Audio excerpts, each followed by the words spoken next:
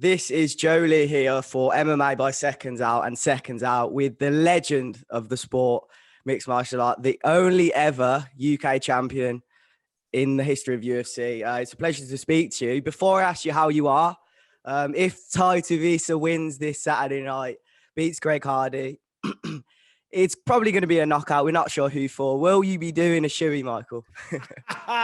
Listen, Tai Tuivasa is a crazy man. I was in Australia once and he invited me out for a few beers, and I don't scare easily, but I bypassed that one. I was like, I'm out of it. No chance. I'll be working for ESPN. I'll be there. I'll have a suit on. I'll be dressed up.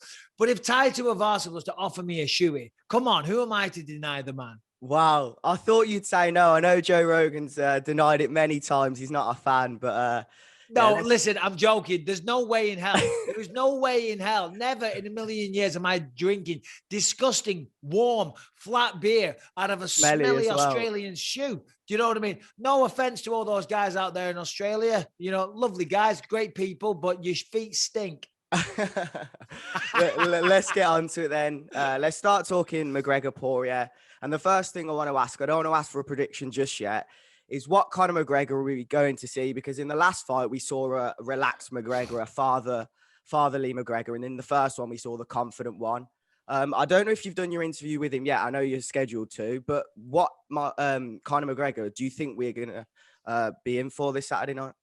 Well, it's going to be a very motivated McGregor. I think it's going to be a little angry McGregor as well, a little chip on his shoulder, you know, and that's good. That's good for McGregor. That's the best way. I mean, that fuels him, and we've seen it time and time again. He's very animalistic, and when he's like that, he fights to the best of his ability. You know, at the end of the day, slice it whichever way you want, and McGregor can be very humble in defeat and all the rest of it. But Poirier embarrassed him. Poirier put him to sleep, left him on the floor in the middle of the octagon, you know, and this is something that I'm sure McGregor took very personally. You know, he prides himself on his fighting ability. First of all, his fighting ability, then close second is his bank account, you know, and he can't buy being champion of the world. You have to earn that. So there's a lot of things at stake here. Number one, respect, right? Number two, his ego. He's got to go out there and beat Dustin Poirier. Number three, he's going to show the world that I've still got it. And number four, get a shot at the lightweight title again. So I'm expecting a very motivated McGregor. I'm expecting an angry, nasty McGregor. I'm expecting someone that's left no stone unturned and should come in the best shape of his life. Because if he doesn't do all those things, he's going to get beat again. Have you spoken to him yet? Have you got to get a feel of what he's feeling this week, if he's motivated? No, I'm actually not going to be interviewing him after all. But no, I haven't spoken to him yet. I'll be talking to Dana and Dustin now. How about Dustin Poirier then? What are your thoughts on his motivation getting into this fight? We all know he's so relaxed after the last fight. He sort of said he's not too motivated he loves fighting, but that's it. He's in it, which kind of comes across as he's in a good headspace. Would you agree with that? Yeah, listen, of course he's in a good headspace. The man he's fighting, he just knocked out a few months ago. You know, it's the best way to be. And this is the best time to get McGregor, you know, because nobody knows how McGregor's going to act to that. And the reality is, and I'm not being disrespectful, McGregor doesn't know either, right? It's only until you get in that locker room and it's an hour or 2 hours or 30 minutes and the pressure's building and you hear the crowd in the background and you're thinking to yourself, man, the last time I stepped into an octagon with this guy, he knocked me out unconscious.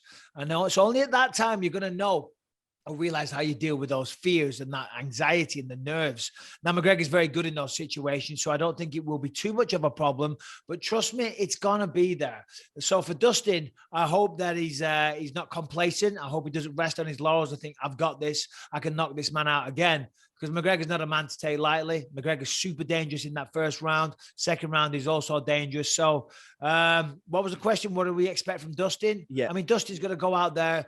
He's going to be even more confident than what he was in the second one. Because obviously the second one, he was in McGregor's spot. McGregor this time is dealing with the nerves. Last time it was Poirier. Oh, shit. Last time I fought this guy, I got knocked out cold. Yeah. So this is the weird thing of fighting. It's dealing with these demons, the inner dialogue, the emotions, the nerves, all these things. You know, I go to gyms all over the world and I see fighters in gyms and I think, wow, this man's world class. He could be a world champion one day. But then you look at the man's record and it's terrible. And he can't put it together on fight night. You know, there's no good being a gym fighter. You got to perform on the night.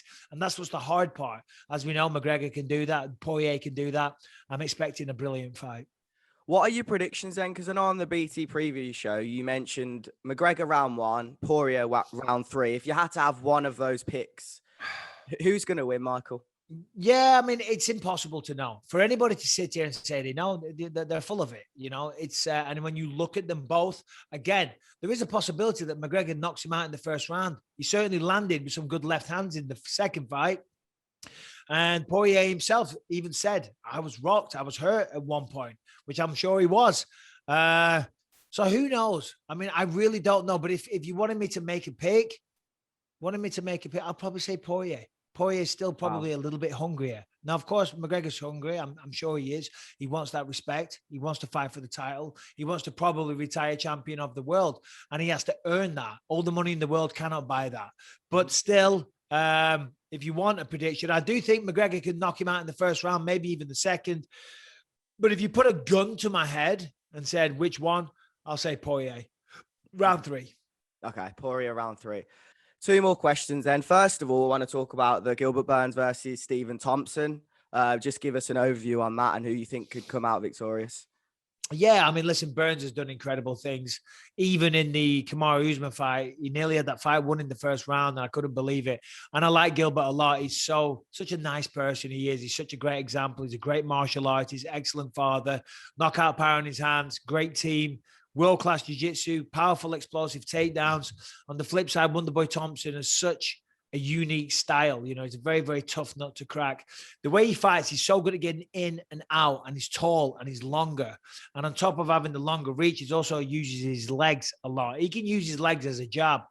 So for those reasons, I think it's going to be a tough night at the office for Gilbert Burns, you know, and maybe I'm a little bit blinded because I'm a romantic bastard and I want Wonderboy to get a shot at the title because I think he deserves it. But I honestly think Burns is going to have a tough time getting on the inside to do any kind of work. Now, listen, that doesn't mean that I'm going to be right. You know, Burns is very, very good.